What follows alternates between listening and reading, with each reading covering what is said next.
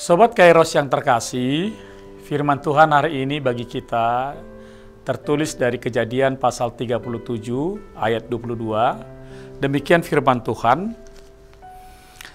Lagi kata Ruben kepada mereka, janganlah tumpahkan darah, lemparkanlah dia ke dalam sumur yang ada di padang gurun ini, tetapi janganlah apa-apakan dia. Maksudnya hendak melepaskan Yusuf dari tangan mereka dan membawanya kembali kepada ayahnya. Sobat Kairos, renungan kita pada hari ini tentang seorang yang bernama Yusuf yang dibuang oleh saudara-saudaranya ke dalam sumur dengan maksud membunuhnya. Mengapa saudara-saudaranya melakukan hal tersebut padahal mereka merupakan saudara? Ternyata ia mendapat kasih sayang ayahnya melebihi saudara-saudaranya yang lain. Dalam ayat 12-36 menjelaskan bahwa karakter dan perilaku Yusuf sebagai seorang anak yang taatlah membuat dia sangat dicintai oleh ayahnya Yakub. Nats ini dimulai ketika Yakub menyuruhnya pergi melihat saudara-saudaranya yang tengah mengembalakan kambing domba. Dan Yusuf pun menuruti perintah ayahnya dan menjumpai saudara-saudaranya di peternakan kambing domba mereka.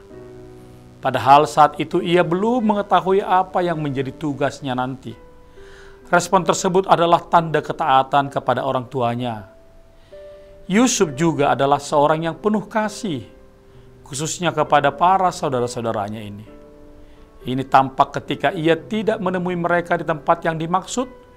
Yusuf tidak langsung berbalik pulang. Ia mondar-mandir dulu mencari mereka sampai didapatinya saudara-saudaranya itu di Dotan yang berjarak sekitar 30 km ke arah selatan dari kota Sikem. Sungguh sebuah perjalanan yang sangat jauh hanya untuk melihat keadaan saudara-saudaranya saja.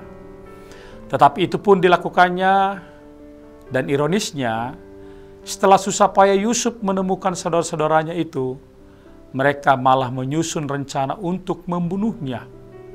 Ruben dan Yehuda, saudaranya, sempat membela Yusuf dengan mengusulkan cara lain selain membunuhnya. Dan inilah perkataan Ruben kepada saudara-saudaranya.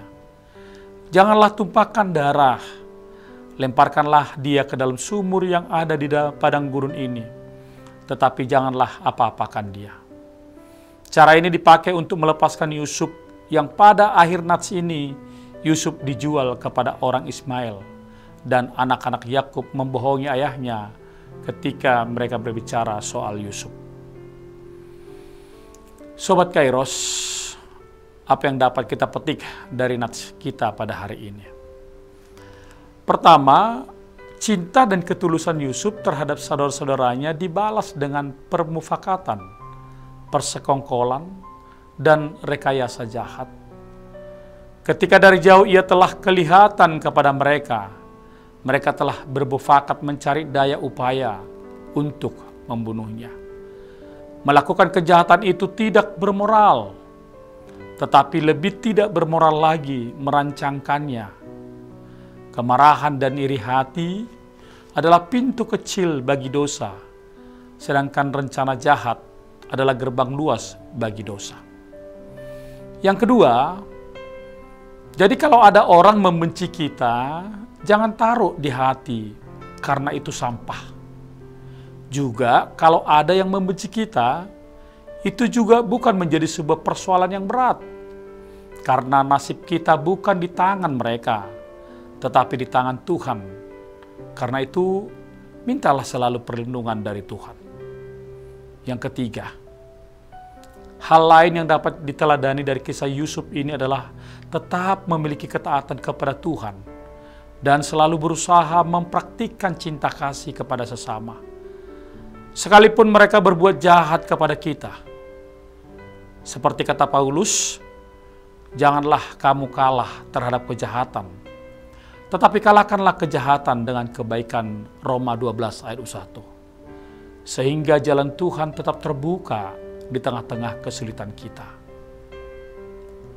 Amin. Selamat beraktivitas Sobat Kairos. Tuhan Yesus memberkati. Shalom.